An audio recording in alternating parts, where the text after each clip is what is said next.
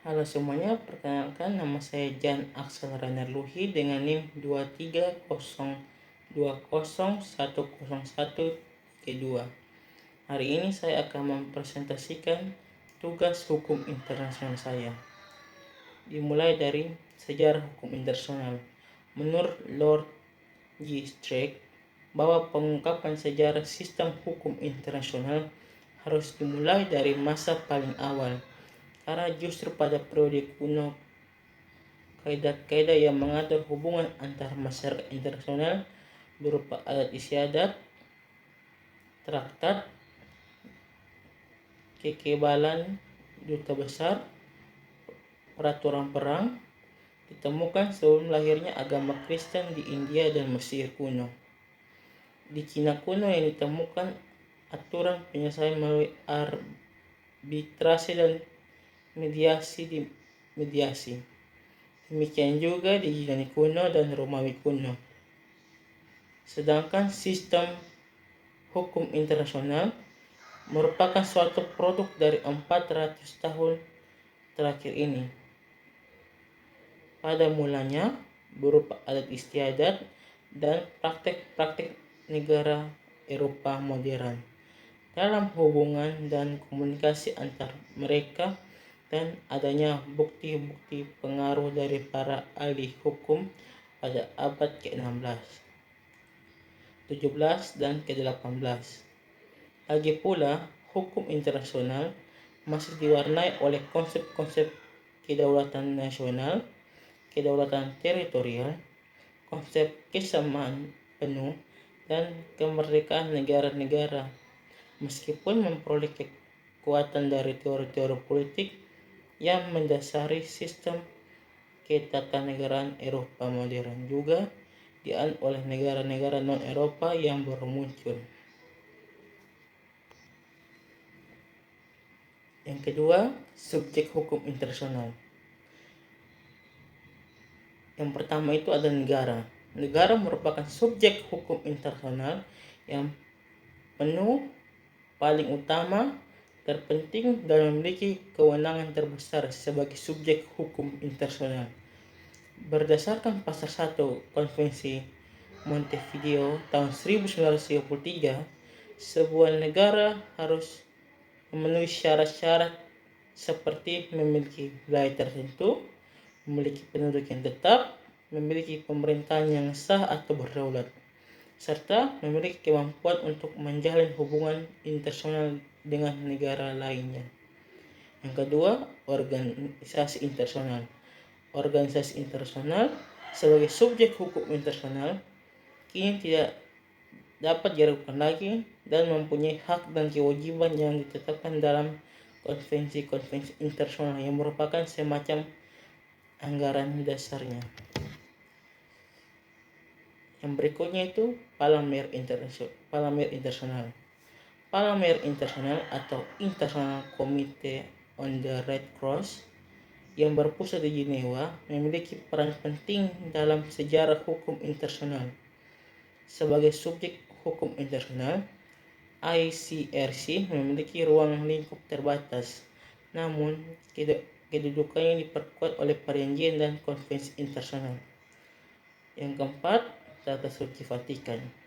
Tata Suci Vatikan merupakan subjek hukum internasional karena diakui oleh negara-negara seluruh dunia, menjadi pihak dalam perjanjian internasional, dan menjadi anggota pada beberapa organisasi internasional.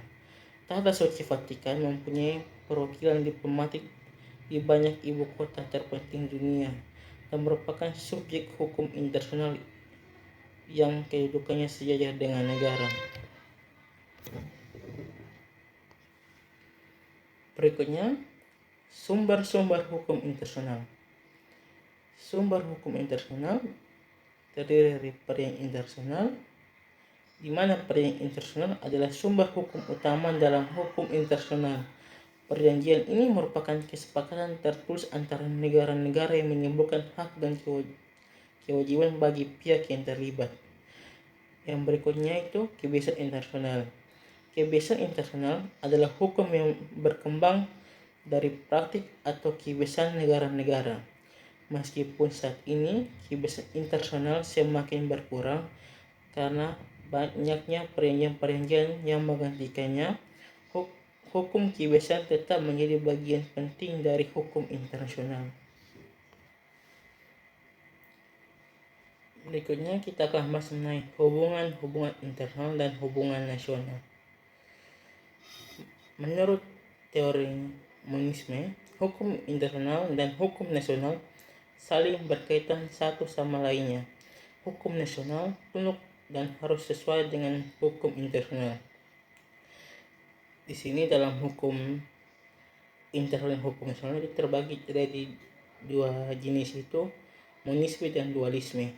Dalam teori monisme, teori yang menyatakan bahwa hukum internasional dan hukum nasional merupakan satu kesatuan hukum. Dalam monisme, unsur objektif dan subjektif dalam suatu delik tidak terpisahkan.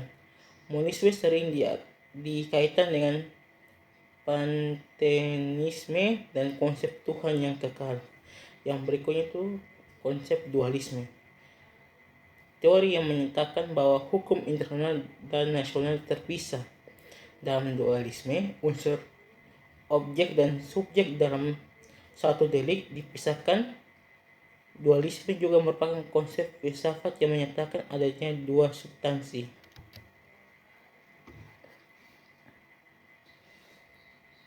Berikutnya kita akan membahas tentang penyelesaian sengketa internasional.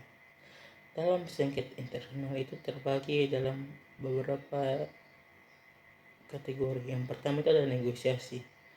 Negosiasi merupakan metode paling klasik yang masih banyak dilakukan. Namun, metode ini biasanya dilakukan bila kedua pihak mau mengakui eksistensi satu sama lain. Proses ini tidak memerlukan pihak ketiga, tetapi fokus pada persoalan antar kedua belah pihak. Yang kedua itu adalah mediasi. Perbedaan dengan negosiasi adalah adanya pihak ketiga yang menjadi perantara untuk mengatur pertemuan. Pihak ketiga berperan aktif mendamaikan, memimpin mediasi, juga mendistribusi proposal penyelesaian sengketa dari pihak yang berselisih. Yang berikut itu ada konsiliasi. Konsiliasi bisa berarti metode penyelesaian sengketa secara damai melalui perantara negara lain atau badan penyelidikan yang tidak berpihak. Konsiliasi biasa juga berarti penyelesaian konflik yang dilakukan dengan menyerahkannya pada sebuah komite. Berikutnya itu ada arbitrase. Arbitrase dilakukan dengan mengajukan masalah konflik ke pihak tertentu yang disepakati bersama untuk memutuskan sengketa tanpa harus memperhatikan ketentuan hukum secara ketat.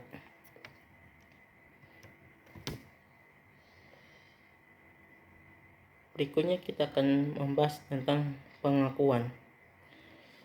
Dalam hukum internasional itu terdapat dua jenis pengakuan, yaitu pengakuan secara de facto dan juga pengakuan secara de jure. Pengakuan de facto itu pengakuan yang tidak memiliki landasan hukum yang tertulis, melainkan berdasarkan kenyataan yang ada. Pengakuan de facto bersifat sementara dan tidak mengikat karena masih diperlukan penelitian tentang prosedur atas pendirian suatu negara. Berikutnya itu ada pengakuan secara de jure. Pengakuan secara de jure itu pengakuan resmi menurut hukum dan norma-norma internasional. Pengakuan de jure dapat terjadi melalui perjanjian internasional dan hubungan diplomatik.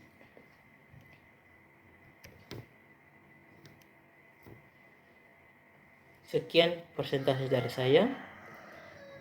Mohon maaf kalau ada salah penyampaian atau salah kata. Sekian persentase dari saya. Terima kasih.